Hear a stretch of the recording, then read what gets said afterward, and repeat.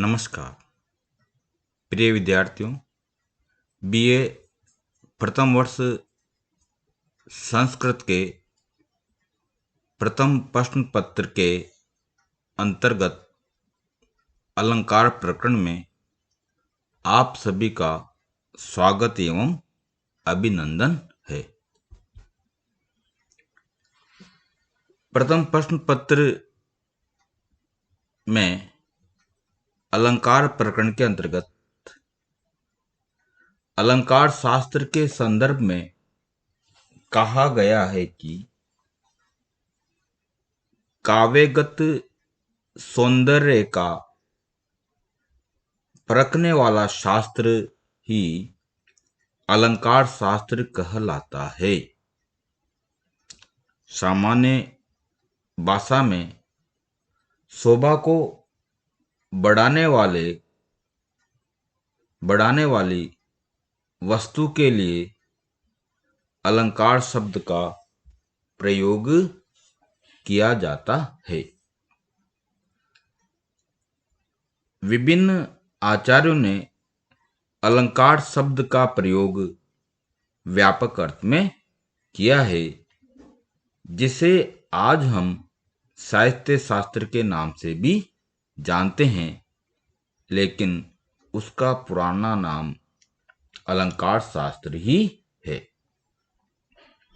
तथा जब अलंकार शब्द का प्रयोग सजाने वाली वस्तु के लिए किया जाता है, तब अलम क्रियते अनेन इति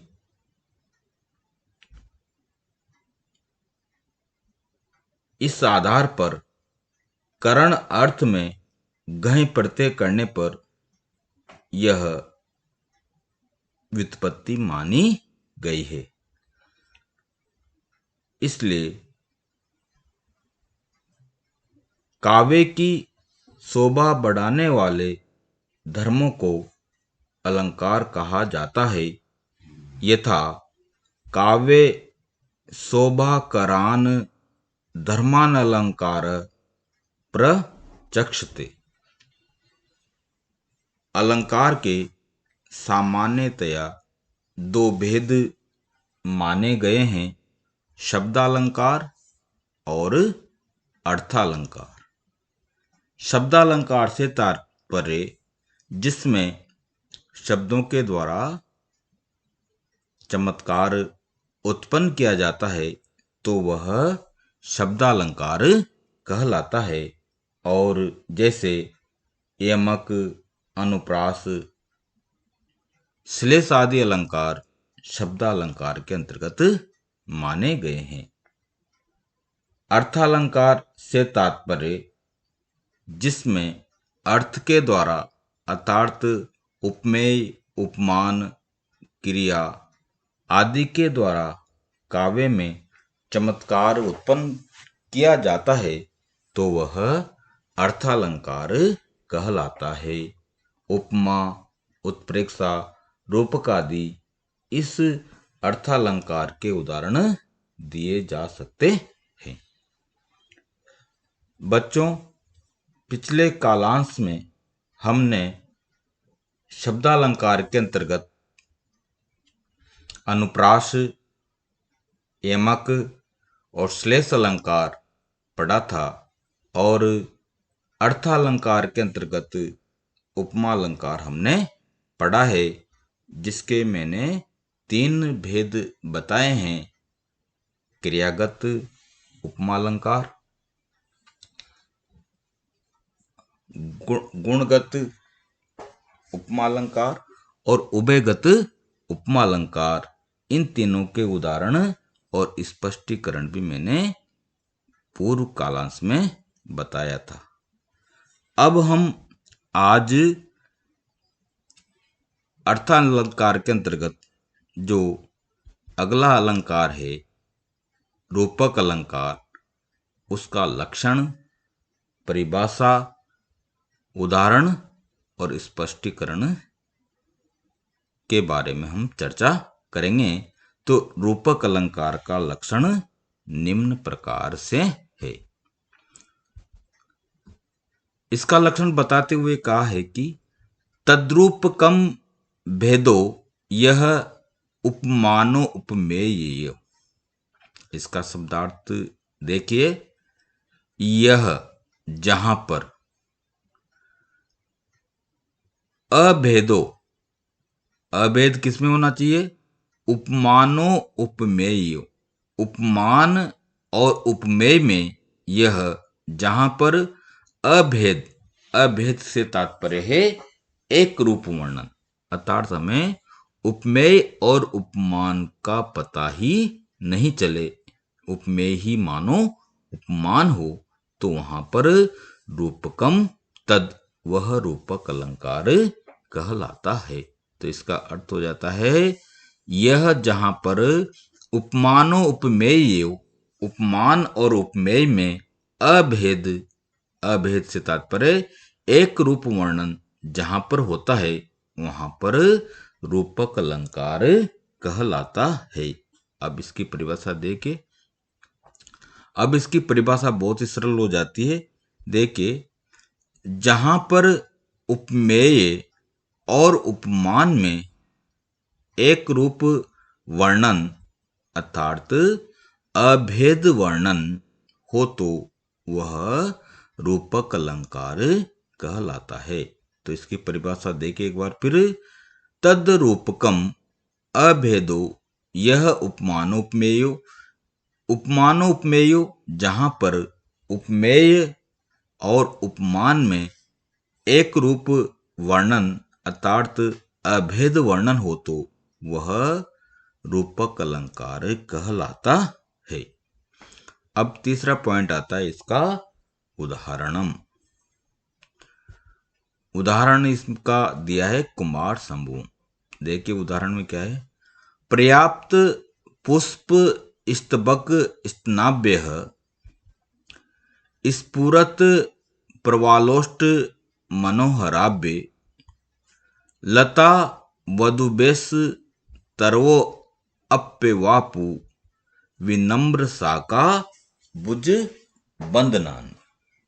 तो यहां पर करें हैं कि लता वधुबेश तरवो अपे अव्यापे, लता रूपी वधुओं ने वृक्षों को प्राप्त किया है।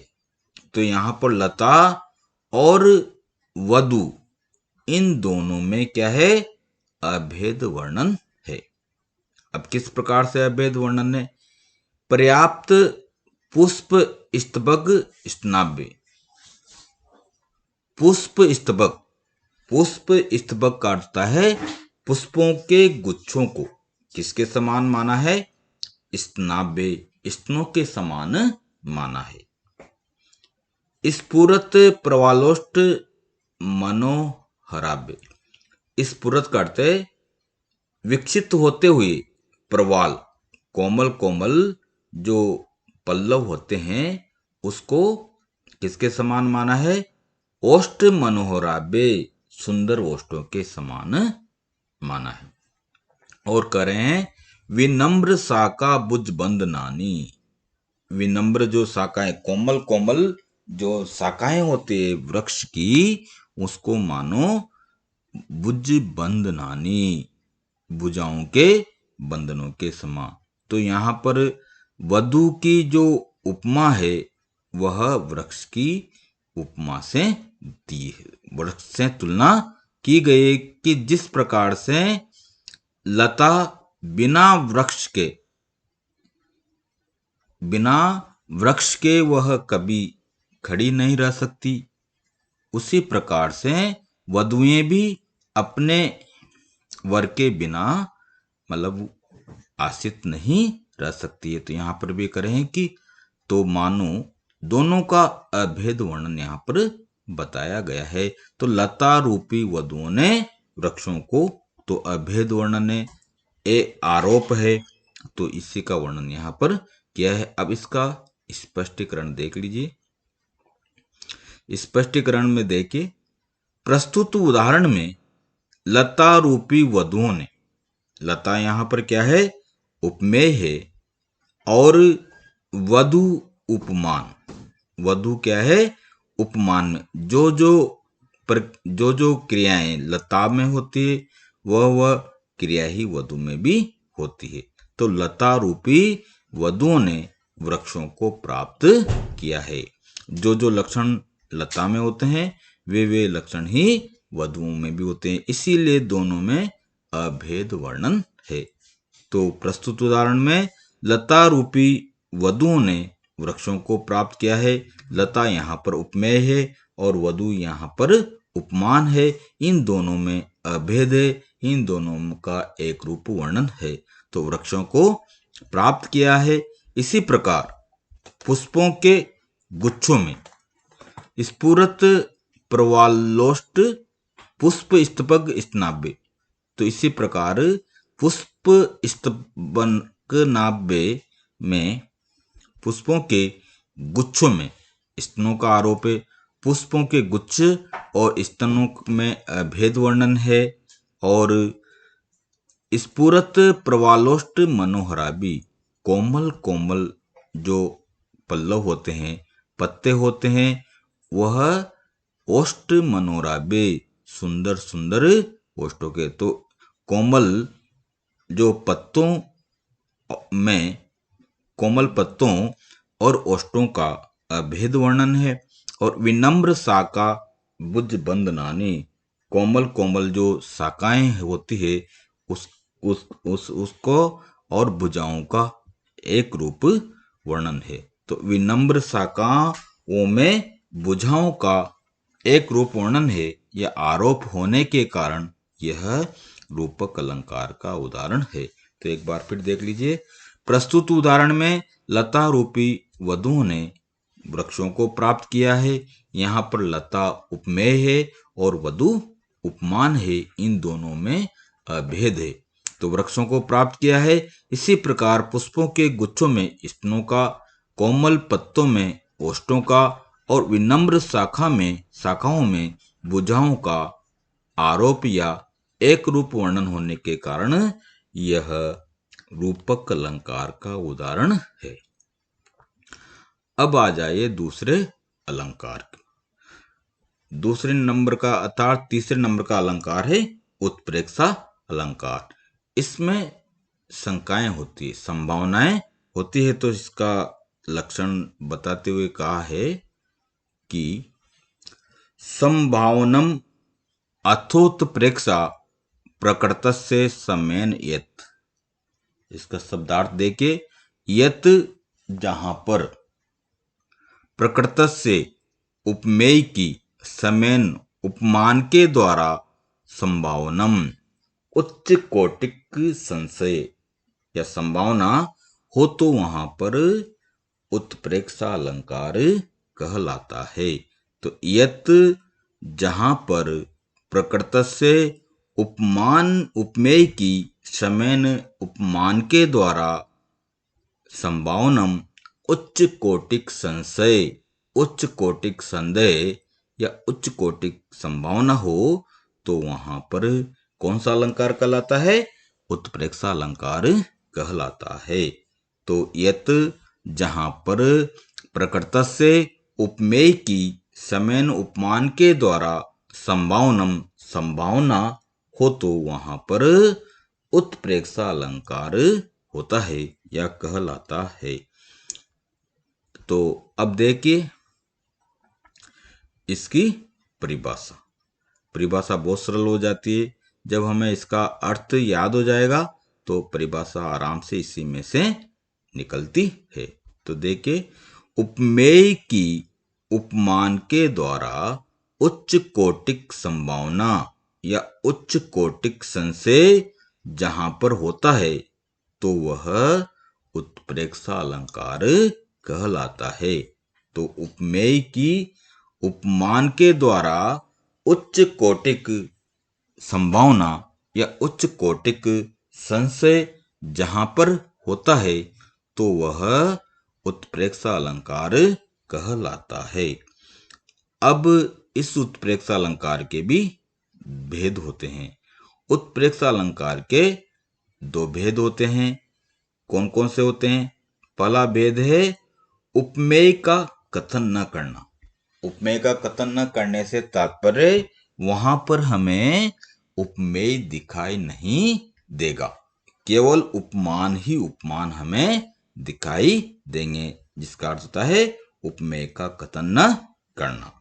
दूसरा भेद है उपमेय का कथन करना। वहां पर हमें उपमेय भी दिखाई देगा और उपमान भी दिखाई देगा। तो इस आधार पर उत्प्रेक्षा अलंकार के दो भेद होते हैं, उपमेय का कथन न करना, दूसरा भेद है उपमेय का कथन करना।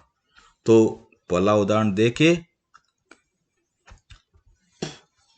पहला उदाहरण उपमेय का कथन न करना। इसका उदाहरण देते हुए कहा है, लिम्पतीव तमो अंगानी वर्षति व आंजनम नभः असत्पुरुष सेवेव दृष्टिर्विफलताम उपगता। तो यहां पर हमें उपमान ही उपमान दिखाई दे रहे हैं, उपमेय का कथन यहां पर दिखाई हो नहीं रहा है। देखिए, ईव मानो तमो अंगानी लिम्पति, ईव का अर्थ इसमें ईव संग के मनु आदि शब्दों का प्रयोग होता है। तो ईव करते मानो तमो अंगानी लिम्पति, अंधकार अंगों का लेप कर रहा है। सीधा सा अर्थ तो ये होता है कि जब चंद्रमा उदित नहीं होता है तो प्रगाढ़ अंधकार होता है। तो यहाँ पर अंधकार का वर्णन किया जा रहा है, लेकिन यहाँ पर कवि कह रहा है कि इसको उत्प्रेक्षा के द्वारा दूसरे शब्दों में समझा रहा है कि ईव मानो तमह अंधकार अंगानी लिम्पति, अंगों का लेप कराए, अर्थात तीव्र अंधकार फैल रहा है। यह यहां पर उपमेय हमें दिखाई नहीं दे रहा। दूसरा पंक्ति में है, ईव वर्षति व अंजनम नभ। वर्षति ईव मानो नभः, नभः का अर्थ होता है आकाश। अंजनम वर्षति, अंजनम का अर्थ होता है काजल। तो यहां पर कहा जा रहा है कि ईव मानो नभः आकाश, वर्षति व अंजनम काजल की वर्षा कर रहा है। यहां पर भी प्रगाढ़ अंधकार का ही प्रसार बताया गया है, लेकिन ये उपमेय हमें यहां दिखाई नहीं दे रहा है। अगला चरण में बता रहे हैं कि असत्पुरुष सेवेव, असत्पुरुष करते ईव मानो असत्पुरुष सेवेव, दुष्ट व्यक्ति की सेवा के समान। असत्पुरुष सेवेव करते मानो दुष्ट व्यक्ति की सेवा के समान दृष्टिर विफलताम उपगता, दृष्टि करते नेत्र विफलता को प्राप्त हो रहे हैं। कि क्योंकि असत्पुरुष सेव, दुष्ट व्यक्ति की सेवा कितनी भी की जाए लेकिन उसका फल क्या है, बुराई होता है, अर्थात उसमें लाभ न होकर हानि ही हानि होती है। तो उसके समान ही वह यहाँ पर कह रहा है कि दृष्टि विफलताम गता, अर्थात नेत्रों को कुछ भी दिखाई नहीं दे रहा है। जब तीव्र अंधकार फैलता है तो नेत्रों से दिखाई देना बंद हो जाता है, वहां पर कुछ भी दिखाई नहीं दे रहा है। तो यहाँ पर इसी को समझाते हुए कहा है, यहाँ पर हमें उपमेय क्या है, अंधकार का प्रसार, लेकिन इसको यहाँ पर स्पष्ट न करके उपमान ही उपमान के द्वारा बताया गया है कि इव मानो अंगानी तमः, अंधकार अंगों का लेप कर रहा है। इव मानो नभः आकाश, वर्षति व काजल की वर्षा कर रहा है। असत्पुरुष सेवेव, दुष्ट व्यक्ति की सेवा के समान दृष्टिर विफलता मुक्ता, तो मानो नेत्र देखने में समर्थ नहीं हो रहे हैं, अर्थात प्रगाढ़ अंधकार के कारण कुछ भी दिखाई नहीं दे रहा है। तो यहाँ पर अंधकार का प्रसार इस उपमेय का कथन न करके और मानो आकाश मानो अंगानी तमो लिम्पति अर्थात अंधकार अंगों का लेप कर रहा है, मानो आकाश काजल की वर्षा कर रहा है। दुष्ट व्यक्ति की सेवा के समान दृष्टि भी निष्फलता को प्राप्त हो रही है। तो अब देखिए इसका स्पष्टीकरण कि किस प्रकार से मैं वहां पर समझाना है। स्पष्टीकरण के अंतर्गत कहा है, प्रस्तुत उदाहरण में अंधकार का प्रसार इस उपमेय का कथन न करके मानो अंधकार अंगों का लेप कर रहा है, मानो आकाश काजल की वर्षा कर रहा है। इस प्रकार उपमान के द्वारा संभावना की गई है, अतः यह उत्प्रेक्षा अलंकार का उदाहरण है। अब दूसरा जो उपमेय उत्प्रेक्षा अलंकार का भेद है, उपमेय का कथन करना। तो देखिए उपमेय का कथन करने के लिए क्या उदाहरण दिया है। उदाहरण देखिए, समय सवर्तते ईवेश यत्र माम समनंदयत सुमुखी गोत्मा अर्पितः अयम आग्रहित कमनीय कंकण तव मूर्तिमानयु मोस्व कर। तो यहाँ पर उत्तर रामचरितम का ये उदाहरण है। यहाँ पर श्री राम सीता से कह रहे हैं कि समय सवर्तते, यह वही समय उपस्थित हो गया है, यत्र जहां पर माम मुझे समनंदेत सुमुखी, है सुंदर मुख वाली सीता। किसके लिए आया है ये? सीता के लिए सुमुखी का शब्द का प्रयोग किया है। सुमुखी है सुंदर मुख वाली सीते गौतमा अर्पित, महर्षि गौतम के द्वारा प्रदान किया गया, और अयम आग्रहित, और मेरे द्वारा स्वीकार किया गया, कमनीय कंकण, ये सुंदर कंगन, तव मूर्तिमान, तुम्हारे शरीरधारी, साक्षात शरीरधारी मनुष्य के समान, मौसव कर, तुम्हारे हाथ में यह सुंदर समनंदित, मुझे आनंदित कर रहा है। तो यहाँ पर श्री राम सीता से कह रहे हैं कि हे सुमुखी, हे सुंदर मुख वाली सीते, समय सवर्तते, ये वही समय उपस्थित हो गया है, यत्र माम, जहां मुझे गौतमा अर्पित, महर्षि गौतम के द्वारा प्रदान किया गया, और अयम आगरित, मेरे द्वारा स्वीकार किया गया, कमनीय कंकण, यह सुंदर कंगन, तव मूर्तिमान, तुम्हारे शरीरधारी शरीर पर, मौसव कर, अत्यधिक उत्सव के समान, हाथ में समनंदित, धारण करने के कारण मुझे आनंदित कर रहा है।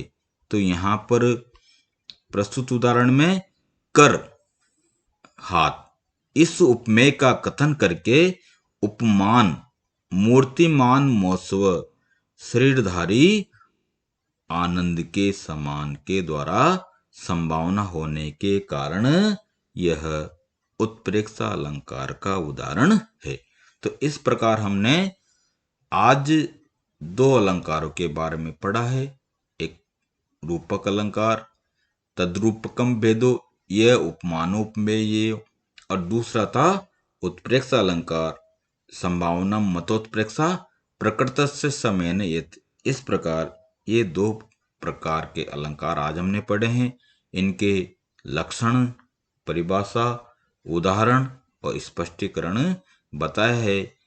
उत्प्रेक्षा अलंकार के दो भेद हैं, उपमेय का कथन न करना और उपमेय का कथन करना। धन्यवाद।